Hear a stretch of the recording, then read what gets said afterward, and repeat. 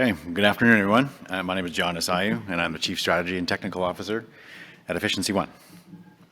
And I'm just going to start by sharing a quick story with you. I recently went to visit the dentist, and to my great dismay, the dentist told me, John, you need a root canal. And I can't think of any more terrifying than sitting in a dentist chair and hearing I need a root canal. But that got me thinking of other scary words and scary phrases that exist today. And so we have global pandemic, healthcare crisis, financial crisis, housing emergency. And this one really hits home for me as a Canadian-born Ukrainian, the humanitarian crisis. Makes me feel pretty helpless some days. I then to remind other concerning word combinations in our industry. We have climate change, climate crisis, climate catastrophe, climate apocalypse. Seems like we keep upping the game here on how alarming we can make this, but I think the shock value is starting to wear off and we're becoming desensitized to it. And I then think of a somewhat less concerning combination and now an ambition, net zero. We can all in some way identify with a root canal, but perhaps not so much with net zero. It doesn't seem terrifying on the surface. It seems a little bit on the nebulous side, a little unclear, a little vague. And many of us have a different definition of what net zero might mean. For me, remove the carbon, let's call that the root of the problem, and remove the pain. So by quick show of hands, how many clearly understand what they think net zero means and could define it to a friend? I'm not seeing a lot of hands. But that's okay. It's complicated. I heard a metaphor here that, if you think of a sink and a tap, and the water's pouring out into the sink, and the CO2 is essentially the water. And if the sink is plugged, then the water keeps filling up. That's the CO2. If the plug is gone, you've got the water coming out, the water draining. The problem now is the sink is overflowing. Achieving net zero, well, that's a long way off. We've heard 2050 is our net zero goal for Canada, 2030 in some European countries, 2060 in China. Some of these are going to outlive us. And my challenge here today is really to get you all excited about policy, regulation, and corporate governance in the context of net zero. A little bit unappealing to some, but let's be clear, without proper policy direction, without accountability, without levels of enforcement, and without significant corporate engagement, we simply won't get there. And so how do we come together to solve this problem in the realm of policy and governance? Now it's time for everyone. Advancing innovative ideas, developing collaborative approaches that are measurable and achievable. And so here's what we know to be true. The unfortunate reality is that we have not material reduced annual emissions in Canada from 2005 to 2019. That data is out there. It's irrefutable. And Canada is structured such that all provinces, municipalities, corporations, businesses of all types, now we have to come together to meet net zero federal targets. Corporations are trying to do their part by establishing net zero policies and taking actions, but we have a lack of common standards, and it's a difficult task. How are corporate boards, management teams supposed to guide their organizations when there are multiple reporting agencies, standards, measurements, along with the need to comply with municipal, provincial, and federal regulations? Finding a starting point seems to baffle even the most sophisticated of players in this space.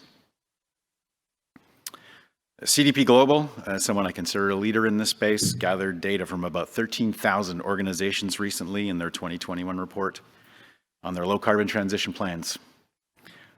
Only about 1/3 of the 13,000 had a plan. Less than 1% of the organizations were able to report on key indicators that showed they had credible climate change transition plans, and only 6% had details of net zero targets. We have a long way to go. So where do we start? Well, reporting isn't enough. Action is needed and enforcement is needed. Boards of directors, executive leadership teams, shareholders must hold their organizations to account. Board members who have depth of understanding on the issues need to hold the corporate feet to the fire and bringing concrete plans to the boardroom. And we just can't have a token director sitting at the boardroom table. We need full buy-in to drive organizational outcomes. As far as concrete action goes, well, I'd be remiss if I didn't talk about my home province of Nova Scotia. We're a leader in Canada in reducing carbon emissions. We have regulated hard caps on carbon dioxide emissions in the electricity sector. We've invested significantly in energy efficiency programs, and we've set a target to be 80% renewables of our delivery of electricity by 2030. Energy efficiency programming alone, administered through our energy efficiency regulated utility, the only one of its kind in Canada, known as Efficiency Nova Scotia, has delivered over 1 million tons of CO2 reduction in Nova Scotia over the last decade. Today, we're 30% below 2005 levels, with less reliance on fossil fuels and reducing costs for Nova Scotians. Corporate Knights gives Nova Scotia an A grade in their 2021 net zero report card. We're the only province in Canada to receive that A grade. And Nova Scotia is projected to be 56% below 2005 levels by 2030. But we're not seeing this rate of emissions reductions across Canada. And I say this not to pat ourselves on the back, but really to say that we have government policies, we have corporate buy-in, and results that show that it can be done. We still have a lot of work to do.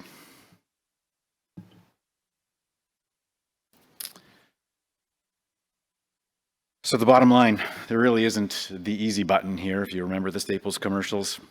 There isn't one way to solve this. Government action and policy can enable the development of strategies to meet our goals, but influence via government policy on corporations can really only go so far. Each province has to create its own solution. Nova Scotia has to get off coal for power generation, and we have to get off oil for home heating and hot water heating. Ontario is a highly industrialized economy. Quebec has heavy industry that is carbon intensive. Alberta is almost all natural gas for space and hot water heating. Almost 40% of carbon emissions in British Columbia come from transportation. But transportation is a national issue. We all use the same fuels for our modes of transportation. Federally, we've mandated that you can't sell anything but an electric car past 2035, but we need to get on the policies to get the infrastructure in place to get all these cars plugged in. Regulators need to do their part here. Make no mistake. Net benefit to ratepayers can't be the bar that is set in all circumstances any longer. The regulatory framework we've used for decades is not conducive to our net zero future that we're planning for. When cost of action is considered, there would be more than enough evidence and data to support utility applications for GHG reduction mechanisms. Governments need to address this by giving regulators the mandates and oversight needed to manage this more effectively. So where do we go from here? There are challenges to achieving net zero. We can't ignore that fact. We need the advancement of policies and initiatives to create the employment and address social equity. We need action to address the increasing costs of carbon that are coming at us. We really need public education that's well understood. And we all need to step up and take action, big or small. Start to tell those around you what you are doing to make a difference. I don't know about you, but I need some good news. We really haven't had much lately. And so here's my good news. We can do this. The pathway to net zero can be accomplished cost effectively and sustainably. Perhaps less alarming language and stoking less fear would really go a long way here. David Attenborough, I'm a big fan. Planet Earth, we're watching with my kids, lots of good memories. I think Mr. Attenborough as the voice of the Earth. And he speaks to our predicament and solution very thoughtfully. And with this message in mind, I'll leave you just one final thought. Together, let's get to work. Thank you.